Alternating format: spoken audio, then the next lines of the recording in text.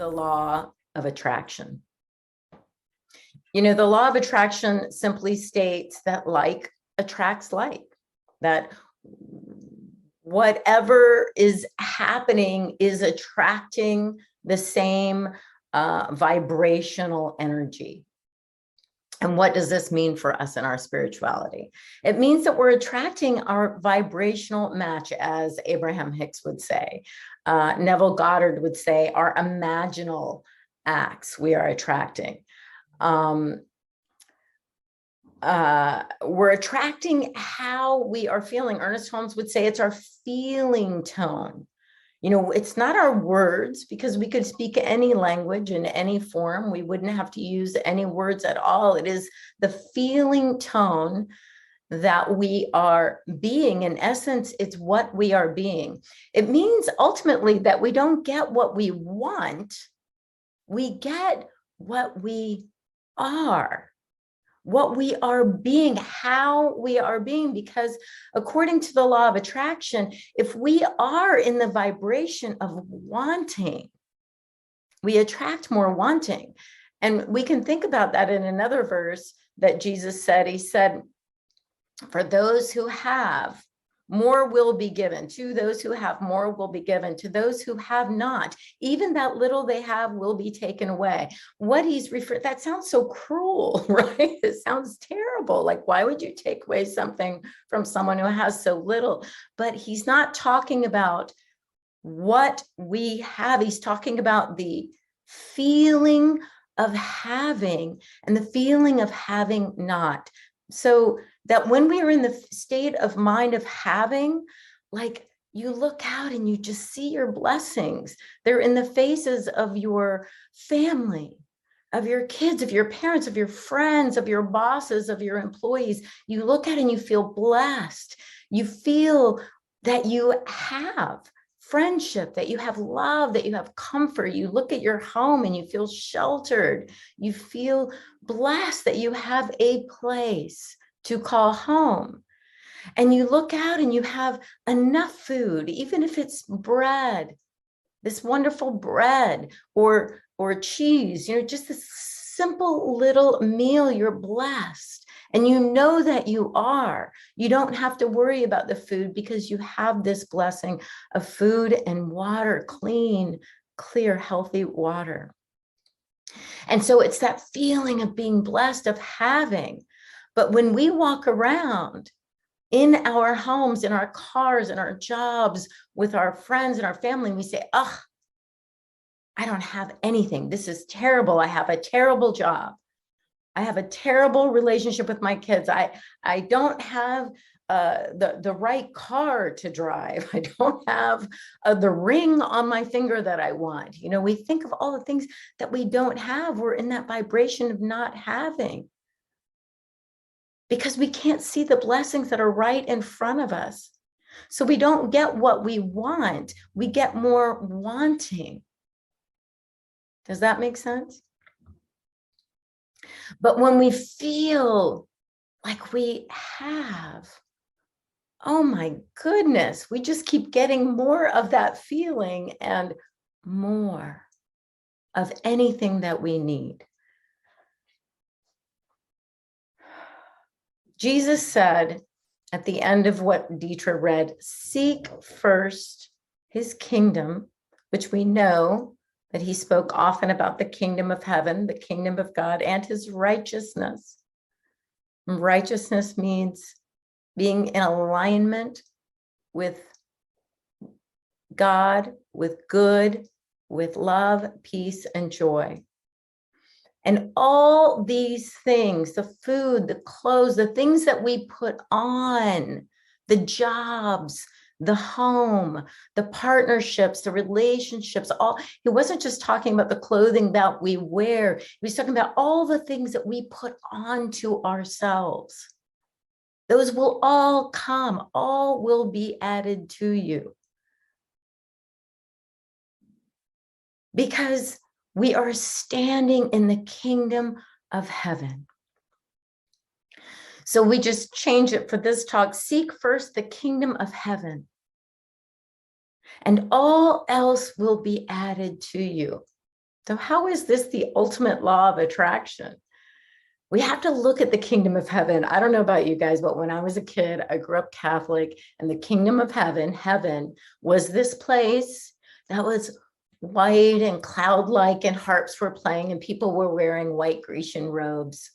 There were no roller coasters. There was no hot dogs and ketchup. There was no ice cream. It was a weird place, and I did not want to seek it. I thought, when I die, maybe that will happen. And I didn't even know that I would want that. I mean, that doesn't sound like a cool place to a kid. Just saying. It honestly doesn't sound like a cool place to me now. So what really is the kingdom of heaven? Jesus said very often, it is within you. It is not there with signs saying, oh, it's over there. Oh, it's over there. It's not without. It's not in the things. He said, it is within us. It is who I am.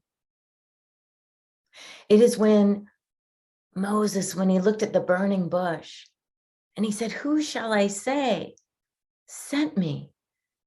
And the voice said, tell them I am sent you. I am is the kingdom of heaven. It is at hand now. It is our essential nature. It is who and what we are.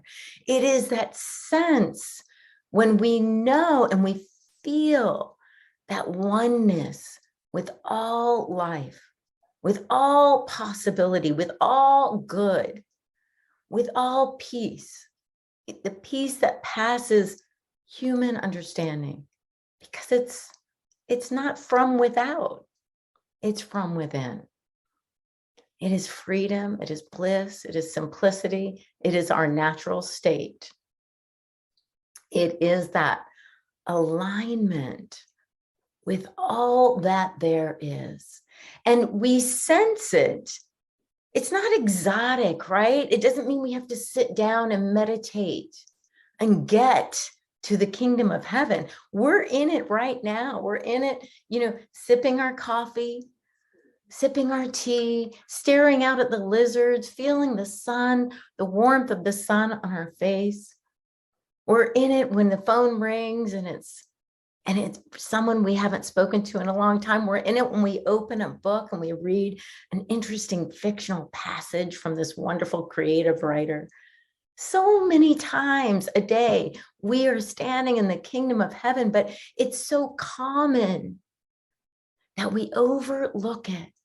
It's so simple that we want it to be complicated. We think we have to get it or look for it, attain it, learn it. But it's right here, right now, right where we are, closer to us than our breathing, nearer to us than our hands and feet, because we can lose our hands and our feet and be in the kingdom of heaven. We can stop our breathing. We all will one day, and still be in the kingdom of heaven. The Buddha said to enjoy good health, to bring true happiness to oneself and one's family, to bring peace to all, one must first discipline and control one's own mind. If a man can control his mind, he can find the way to enlightenment, and all wisdom and all virtue will naturally come to him. The Buddha was talking about that state of just allowing the thoughts of separation, the thoughts of lack, the thoughts of limitation to just fade away for a moment. And then to rest in the allness and the fullness of wisdom and righteousness and virtue and peace. It's right here. And he said the same thing, all will be added to us. All the things of the world, the food and the clothes and the right place to be at the right time will all be added to us. Because when we think about it another way, he says in the same passage that Dietrich read, not 1 inch, not one moment can be added to our life by being anxious, by worrying, by thinking. But all will be added as we rest in the kingdom. That's an interesting paradox, right? Nothing can be added by thinking about all the different things that we need and how to fix this or make this happen. But all is added resting in the kingdom of heaven, in God, in our true nature. Why? Because that is the nature of being, all that there is. Everything is added when we're resting in that nature. Seek first the kingdom of heaven, and all will be added. Marianne Williams had said, enlightenment is the key to everything because it is the goal to true authenticity. So she's adding another element, knowing that we know that enlightenment, that state of resting in the kingdom of heaven, is our true nature. That is our authentic self. When we say, I am a mother, I am this old, I am a father, I am an employer, I am an employee, I am homeless, I am worthy, all those things are the thoughts about ourselves. But when we go to I am, we let go of what the attachments are, those things, those situations, those events, those circumstances. We rest in the I am. That is our true nature. So when we look at this phrase again from Matthew, just seek first this kingdom of heaven. So we're told just the process of seeking is enough. Jesus didn't say accomplish first, be, never waver, it's the desire, the wanting, the simple searching will reveal the kingdom of heaven. And any moment it brings about this kingdom of heaven. Seek first, not second or third. It's not seek relationships first or fulfillment in work first. No matter where we are in any structure of our life and any of those structures that we think about that we want fulfillment in, partnerships, relationships, friendships, work, vocation, shelter, a home, all of our health, our bodily health, whatever that structure is, no matter where we are, bad relationships, no work, unhappy at work, we start right now first in this moment to put that return in a breath to that state of consciousness where we remember the truth of our being. And all else, everything that we need to maintain and expand our structures, our relationships, shelter, work, health, our divine purpose, our ability to help others, all of these things will be added to us. And we take that phrase, added to us. It doesn't take any effort at all to make a law work. We don't make gravity work. We don't have to concentrate to keep ourselves standing on the floor, sitting in a chair. We don't have to work to make the law of buoyancy work. We understand the law of displacement and build a boat, and there it is. We don't work to keep it afloat. There's nothing we need to do to make any law work. And understand the law of electricity. We turn on a light switch and the light comes on. And understanding the law of aerodynamics, we build wings with propulsion and we can fly.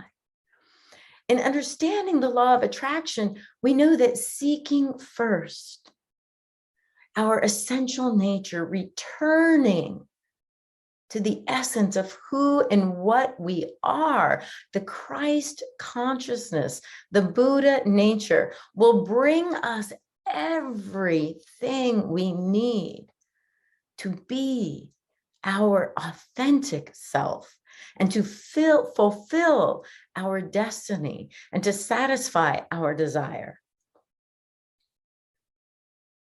Abraham Hicks said, "It is not your work to make anything happen. It is your work to dream it and to let it happen. The law of attraction will make it happen.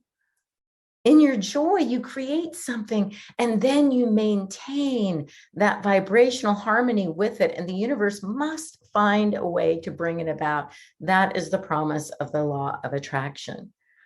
And that's how Abraham Hicks, says it. But I will say we don't even have to maintain our vibrational harmony with it, that which we want. We just seek first the kingdom of heaven. We just rest in our true nature. That is the vibrational harmony of all that we will ever need. All the things, all the relationships, all the events, the situations, the environments, the love, the joy, the peace, the prosperity. If we spend our time thinking about how to fix every little thing, oh my goodness, we're exhausted as human beings. But think how peaceful and rested we are in a moment spent in our true nature. This eternal presence. Eckhart Tolle calls it the presence. Rupert Spira calls it the awareness, being in awareness. Jesus called it the kingdom of heaven. It's right here, right now. Ernest Holmes said, "Everything originates in the one, comes from this source, returns again to it. As God's thought makes worlds and peoples them with living things, so our thought makes our world and peoples it with our experiences. By the activity of our thought, things come into our life. And we are limited only because we have not known the truth, our true nature. We have a thought that the outside things control us or have predestined us to this future, when all the time we have had that within, which could have changed everything, which does change everything and gives us freedom from any sense of bondage. That is standing in the kingdom of heaven. Seek first the kingdom of heaven. All else is added. We can seek first this kingdom of heaven. Well, that's why we come together on a Sunday, isn't it? Just a reminder, a remembrance. We can seek first this kingdom with a prayer partner, with a practitioner, with each other. Let's remind each other of the truth. Whenever we have those anxious thoughts for what we will do when this happens, or because this happened. And some of them are big, I get it. Shoot, some of them are big. And as Dietra and I were saying earlier, it doesn't mean the hurricane doesn't come when we're standing in the kingdom of heaven, right? It doesn't mean the weather doesn't happen. It doesn't mean that life doesn't happen all around us, with our kids, with our parents, with our friends, with our work, with our taxes. All those things are happening. But when we're standing in the kingdom of heaven, it's the peace and the joy. There's no anxious thought about the hurricane. You pick up what you need and you take the next step that you need to take. You're guided by the allness and the fullness of God itself, directing you where to go, how to go, when to go. And so there's no anxious thought. There's just where to stand next, where to move your feet. That's it. All will be added. The next step is added to us. Gently, easily. If we resist, like a 2x4 or a hurricane. So we seek again, seek first the kingdom of heaven and rest in the allness and the fullness of God itself. And we skipped over, the end of that verse is seek first, because we read the verse, seek first his kingdom, which we know Jesus always spoke about, the kingdom of heaven, the kingdom of God is within, and his righteousness. And this idea of righteousness is that state of harmony, that state of peace that is established in that consciousness through the right use of our true nature. So I didn't mean to gloss over his righteousness, but sometimes we turn these words into something they were never meant to be, like being right or being some idea of holy or holier than thou, some of these things. But righteousness is simply that feeling of right action, right activity, right mindedness that comes from standing, seeking, resting the kingdom of heaven. So 633, seek first his kingdom, the kingdom of God that is within right here, right now. And the creator, the righteousness, oneness, wholeness, fullness, and all the things are added to us without any effort. We don't make the law happen. We allow it to happen and unfold. What a glorious feeling. And how blessed we are. That's how we know we are resting in the feeling of having. And we go back to that idea of the law of attraction, having, and more will be given because we know who we are. We know the truth of our being.